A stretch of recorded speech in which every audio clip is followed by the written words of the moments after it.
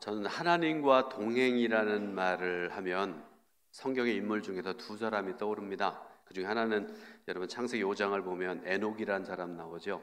300년 동안 하나님과 동행하였더라. 하나님을 기쁘시게 하는 자라는 증거를 얻었다. 이렇게 말씀을 하세요. 또 한 사람은 오늘 본문의 주인공이 노아입니다. 이 노아의 그 하나님과 동행하는 믿음에 대해서는 좀 이따가 자세히 말씀드리겠습니다. 그리고 오늘 또 한 사람의 얘기를 여러분들에게 말씀드릴 텐데요. 여호수아라는 사람입니다. 그래서 이 시간에 여호수아의 삶에 대해서, 그의 신앙에 대해서 좀 말씀드리려고 합니다. 여호수아는 이스라엘 백성들이 애굽에서 400여 년 동안을 종살이할 때 너무나 힘들고 고통스러워서 하나님께 기도합니다. 하나님은 그 기도를 들으셨고요, 응답하셔서 모세라는 사람을 지도자로 세우시고 이스라엘을 애굽에서 나오게 하십니다. 그때 최고의 지도자였던 모세를 도왔던 두 사람이 있었는데, 한 사람은 갈렙이고 또 한 사람은 여호수아입니다. 그들은 하나님 말씀에 순종할 뿐만 아니라 모세 말씀 명령에 순종하고 섬기고 그 엄청난 일을 행했던 사람 중에 한 사람이 바로 이 여호수아라는 사람입니다. 그런데 출애굽한 이스라엘 백성들, 여러분 성경을 통해서 많이 읽으셨고 들으셨고 알고 계실 텐데요, 수도 없이 불순종했습니다. 믿음도 없었습니다. 그래서 여러분 애굽에서 나와가지고 이스라엘까지 가는 여정이 많이 그렇게 하잖아요. 빨리 걸어가면 일주일, 늦어도 200만 명이 갔다고 그랬으니까요. 한 달이면 넉넉히 갈 수 있고, 좀 더 양보하자 그러면 2달이면 넉넉히 갈 수 있는 그 길을 무려 40년 동안 헤매고 다녔습니다. 그래서 어떤 목사님은요, 그런 말씀을 하세요. 당시에 지도자였던 모세의 속이 썩어 문드러졌을 것이다, 그런 얘기를 해요. 일리가 있는 그런 말이라고 생각을 합니다. 자, 모세가 120세에 죽어서 느보산에 묻혔습니다. 죽기 전에 모세는 하나님의 명령으로 눈의 아들 여호수아에게 안수하고 이스라엘의 지도자로 세웁니다. 근데 여러분 한번 생각을 해보세요. 여러분이 여호수아라고 그런다면 이 백성들을 들고 가나안 땅에 들어가는 것이 쉬울까요? 쉽지 않을까요? 별로 어려울 것 같아요. 그죠? 쉬운 일이 아닐 것 같습니다. 당시 이스라엘 백성들의 영적인 상황을 한번 생각해 보시고요. 그리고 광야에서 그들이 한 짓을 생각을 했다면 여러분 이해가 되시잖아요. 그런데 여러분 여호수아는 그걸 다 알았잖아요. 지난 40년 동안 동고동락하면서 다 경험했던 사람이 바로 여호수아입니다. 그런데 이스라엘 지도자 모세는 여러분 성경에 말씀하신 대로 히브리서 9장 27절에 사람이 한번 태어난 것을 하나님의 정하신 바하고 반드시 죽으리라 말씀하시잖아요. 하나님의 은혜 가운데 태어났고요, 인생의 가야 길 길을 120년 동안 걸어갔고요, 또 히브리서 9장 27절에 말씀하신 대로 죽음의 길을 다 걸어갔던 사람이 바로 모세라는 사람입니다. 그러므로 이스라엘 백성들의 입장에서 보게 되면, 자, 그 위대한 지도자 모세가 죽어서 느보산에 묻혔습니다. 그 상황에서 이스라엘 백성들의 입장에서 보자면 전무후무한 위기입니다. 여러분 지도자가 없다는 거는요 굉장히 큰 위기지요. 지난 40년의 광야 생활보다 더 힘들고 어려운 상황일 수 있습니다. 이런 상황에서 하나님께서 모세에게 여호수아에게 안수해서 지도자로 삼으라 이렇게 말씀을 하세요. 또 하나님 말씀하신 대로 모세는 그대로 행하고 여호수아는 하루아침에 지도자가 된 것입니다. 여러분 한번 생각을 해보십시오. 여러분의 생각에 여호수아의 상황이 축복 상황입니까? 아니면 힘들고 어려운 상황입니까? 교회로 치자고 그러면 하루아침에 수만 명 모인, 수천 명 모이는 교회 담임 목사가 된 상황입니다. 쉬울까요? 어려울까요? 축복일까요? 축복 아닐까요?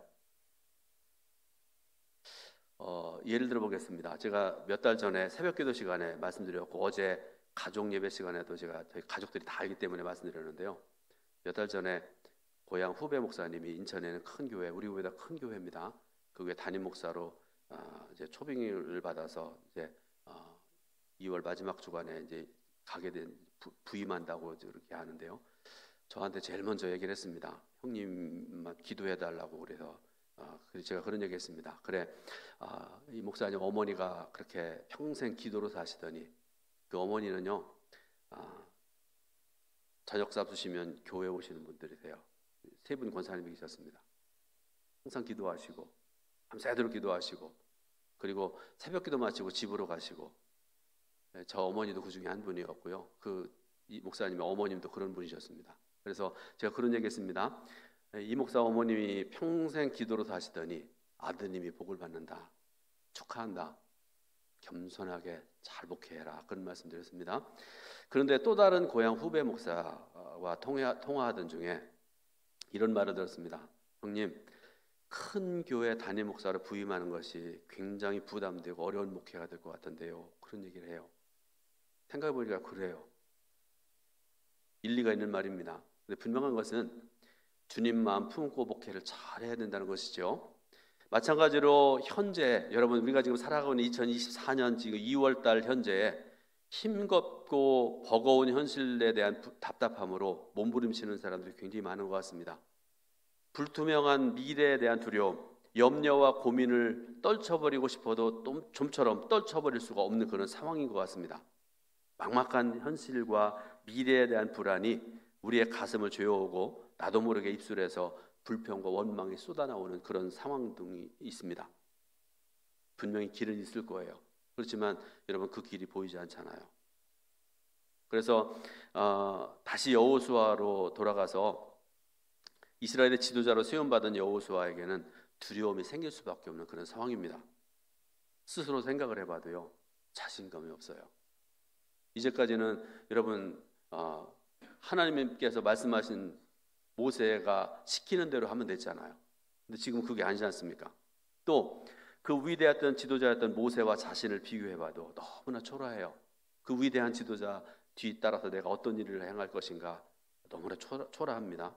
인도해야 될 백성들을 봐도요, 너무나 만만치 않고 너무나 힘들 것 같습니다. 자신이 이끌기엔 너무나 버겁고 힘든 상황입니다. 그런데 하나님께서는요, 그 형편과 사정을 다 아신 하나님께서 어떻게 하시는가가 중요하죠. 자, 여호수아서 1장 6절부터 8절 말씀인데요, 하나님께서 주시는 그 위로의 말씀, 또 능력의 말씀 우리가 함께 읽어보겠습니다. 강하고 담대하라. 너는 내가 그들의 조상에게 맹세하여 그들에게 주리라 한 땅을 이 백성에게 차지하게 하리라. 오직 강하고 극히 담대하여 나의 종 모세가 내게 명령한 그 율법을 다 지켜 행하고 우로나 좌로나 치우치지 말라. 그리하면 어디로 가든지 형통하리니 이 율법책을 내 입에서 떠나지 말게 하며 주야로 그것을 묵상하여 그 안에 기록된 대로 다 지켜 행하라. 그리하면 내 길이 평탄하게 될 것이며 내가 형통하리라. 아멘. 하나님께서는 해결책으로 하나님께서 함께 하신다는 것을 확신시켜 주십니다. 조금 전에 읽었던 말씀 바로 앞절에는 5절 말씀을 한번 같이 읽어보겠습니다. 내 평생에 너를 능히 대적할 자가 없으니 내가 모세와 함께 있었던 것 같이 너와 함께 있을 것임이라. 내가 너를 떠나지 아니하며 버리지 아니하리라. 사실 여호수아는 하나님이 함께 하시면 안 될 것도 된다는 것을, 그리고 불가능한 일도 가능해진다는 사실을 광야에서 수도 없이 경험했습니다.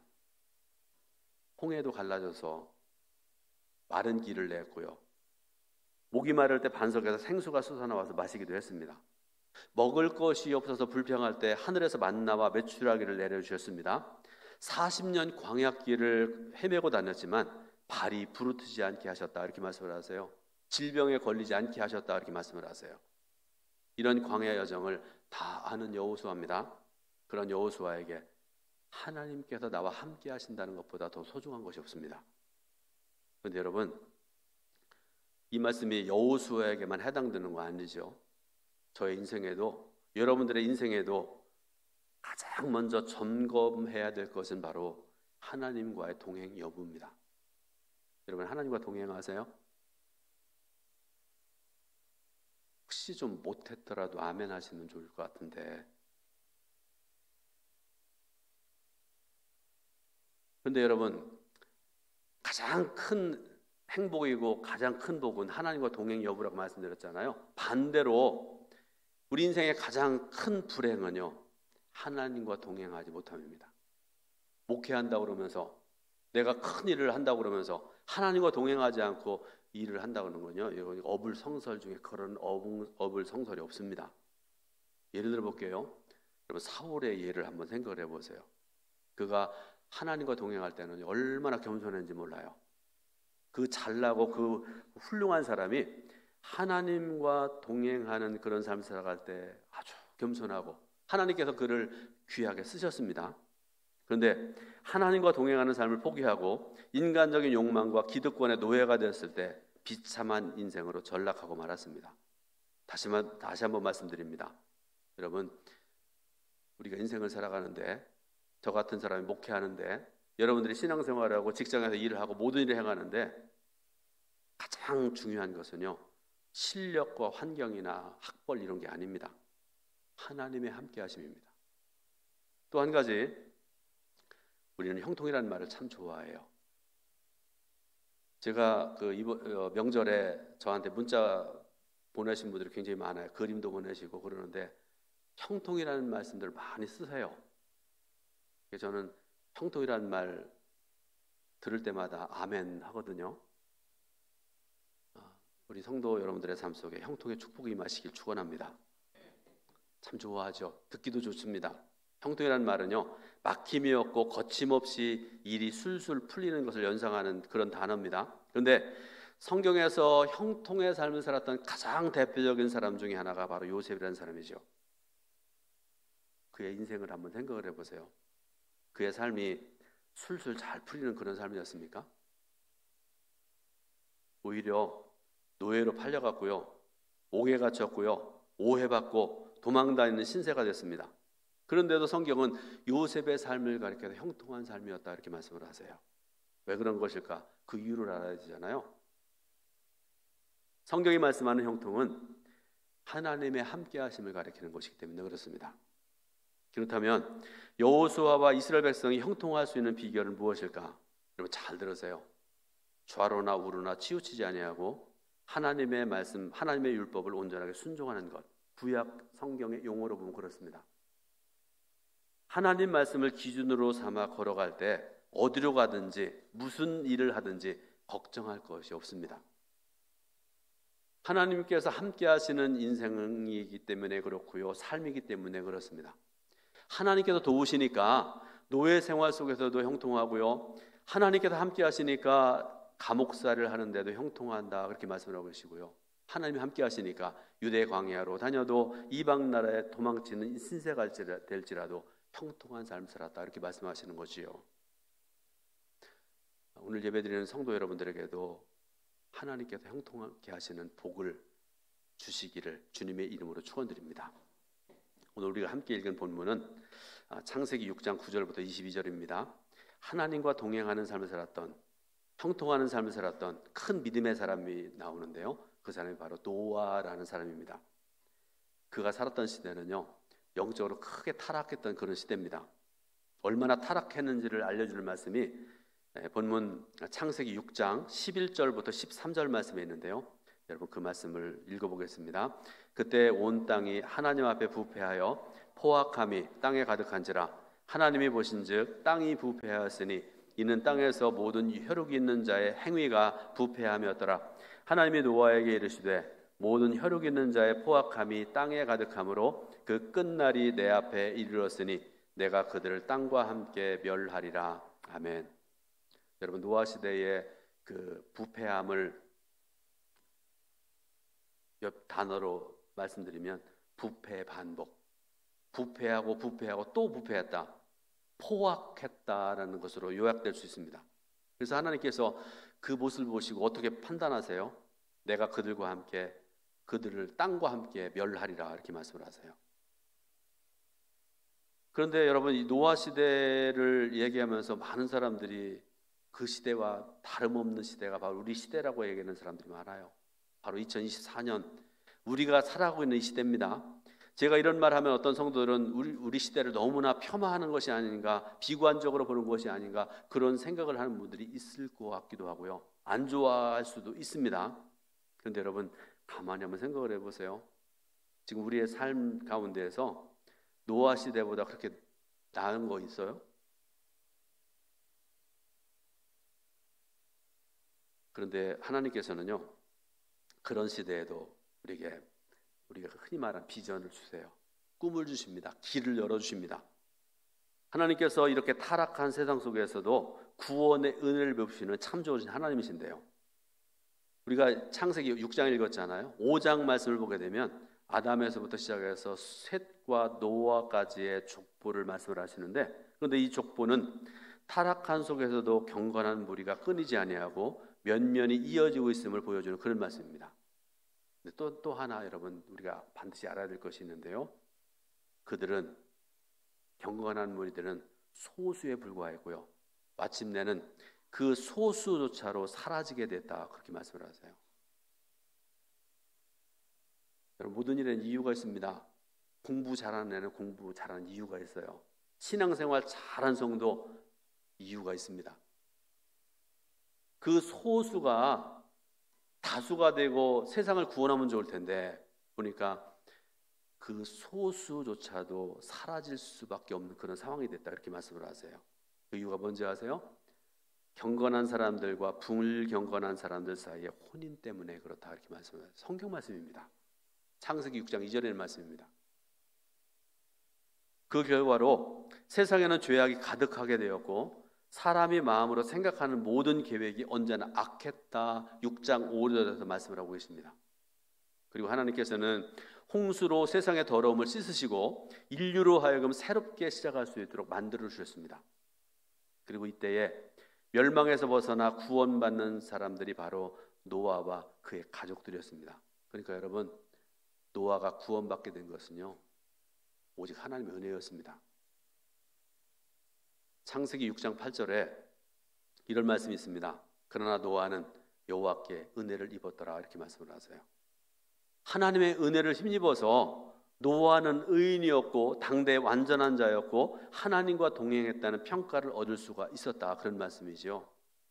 이게 무슨 말씀인가 하면요, 노아 자신이 완벽한 수준의 의인이 아니었다는 증거가 홍수 이후에 그의 흐트러진 모습을 통해서 우리가 볼 수 있게 되는데요, 홍수 이후의 이야기, 창세기 9장 20절 21절 말씀이 짧은 말씀인데 여러분 자신을 뒤돌아보면서 한번 말씀 봉독해 올립니다.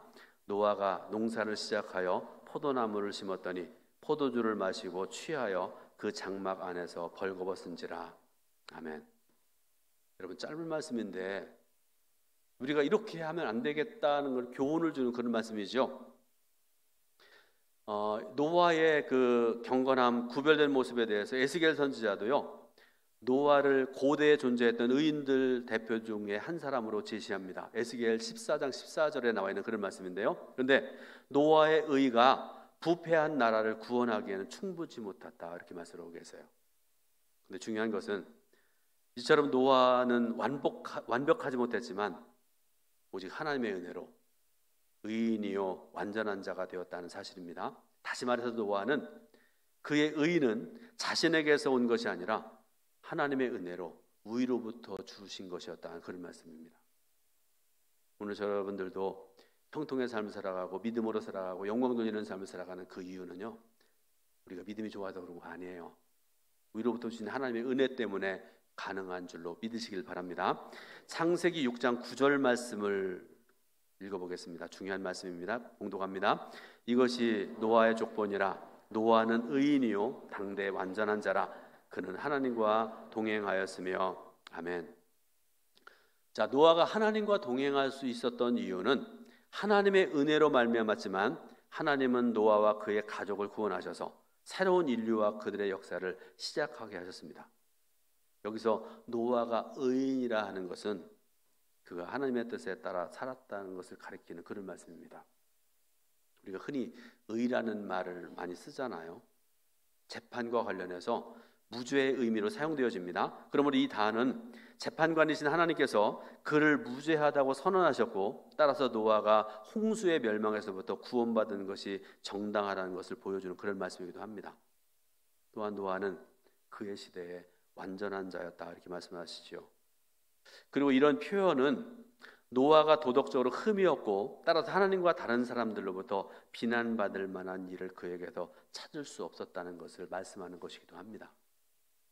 이와 같이 노아의 삶과 인격에 근거해서 성경은 그가 하나님과 동행하는 삶을 살았다 이렇게 말씀하고 계세요. 그런데 노아가 하나님과 동행하는 삶을 살고 있었음을 알려주는 또 다른 증거가 나오는데요. 그가 하나님의 명령을 준행했다 이렇게 말씀을 하세요. 자, 오늘 읽은 본문 중에 마지막 절 창세기 6장 22절 말씀 굉장히 중요한 말씀인데요. 같이 봉독해 올립니다. 노아가 그와 같이 하여 하나님이 자기에게 명하신 대로 다 준행하였더라. 아멘. 그런데 여러분 이 창세기 6장 9절부터 22절 말씀 어떤 상황에서 주어진 말씀인지 기억나세요? 그 앞에 말씀들 여러분 기억해 보시면 될 텐데요. 하나님께서 노아에게 방주를 지으라고 명령을 하세요.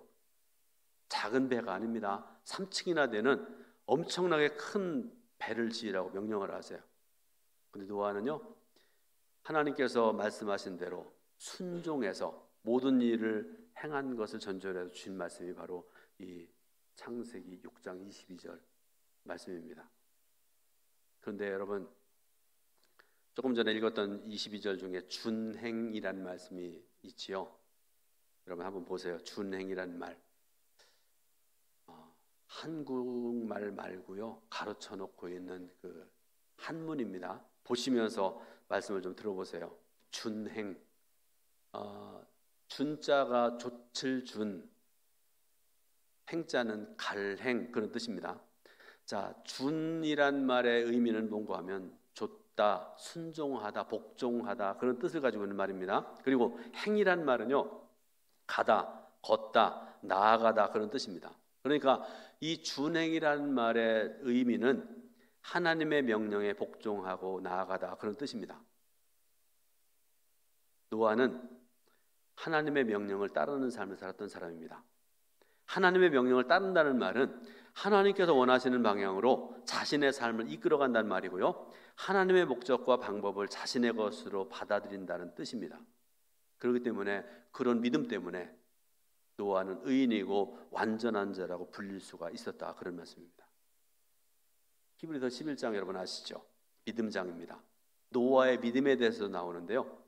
히브리서 11장 7절 말씀을 같이 봉독해 올립니다. 믿음으로 노아는 아직 보이지 않는 일에 경고하심을 받아 경외함으로 방주를 준비하여 그 집을 구원하였으니 이로 말미암아 세상을 정죄하고 믿음을 따르는 의의 상속자가 되었느니라. 아멘. 여러분 굉장히 중요한 말씀을 하고 계세요. 노아는 아직 일어나지 않은 일에 대한 하나님의 경고를 믿었습니다. 여러분 신앙생활 하시면서 어떤 분들 그런 얘기 들으셨고 여러분들도 그런 말씀 하신 경우들이 있을 거예요. 요즘 세상 되어진 일 봐라. 하나님의 경고하십니다. 종말이 가까웠다 그런 얘기 많이 하죠. 여러분 지금 북반구가 겨울이에요. 뉴스 보셨어요? 스페인 30도까지 올라갔대요. 미국의 동부는 얼마 전에 영하 30몇 도까지 내려갔다고 그러고요. 상상할 수 없는 그런 일들이 벌어지고 있지 않습니까? 우리가 그런 모습을 보면서 하나님의 경고하십니다 이렇게 하는 것처럼 노아는요 아직 일어나지 않은 일에 대해서 하나님의 경고를 믿었다 그렇게 말씀을 하세요. 그리고 이 믿음은 실천으로 나타나는 믿음입니다. 그리고 노아의 믿음은 자신과 가족의 구원을 가져다 주었습니다. 이처럼 노아는 하나님의 계시에 민감하게 반응하는 사람이었습니다. 언제나 하나님 말씀에 귀를 기울이면서 하나님께서 내게 주신 말씀에 따라서 행동하기를 주저하지 않는 삶을 살았습니다. 방주 지은 것이 대표적이죠. 근데 반대로 노아 시대의 사람들 한번 생각을 해보세요. 그들은 하나님 말씀에 전혀 귀 기울이지 않습니다. 항상 하나님 말씀을 조롱하고 하나님 말씀대로 살아가는 사람들을 정죄하고 판단하고 살아가는 사람들이었습니다. 여러분 결론적으로 말씀드립니다. 사랑하는 동청회 성도 여러분, 어느 길을 택하시겠어요? 전자입니까? 후자입니까? 원하기는 노아의 길을 택하시기 바랍니다. 순종의 길을 택하시고 평생을 하나님과 동행하고 의로운 자라고 인정받는 그런 복된 삶을 살아가시기를 예수님의 이름으로 축원드립니다. 기도하겠습니다. 하나님의 은혜 크신 사랑을 감사드립니다. 오늘도 귀한 주일을 허락하셔서 하나님 전에 나와서 예배드릴 수 있도록 은총과 귀하신 사랑 베푸셨사오니 감사드립니다. 생명과 진리의 말씀을 저에게 허락하셨는데 하나님 저희들 모두에게도 노아 같은 믿음 주시기 원하고 여호수아 같은 믿음 주시기 원합니다. 말씀하시면 순종하고 아멘하고 그 주신 말씀 따라 살아가기에 조금 더 부족함이 없는 저희들 모두가 될 수 있도록 인도하여 주옵소서. 예수 그리스도의 이름으로 기도드립니다. 아멘.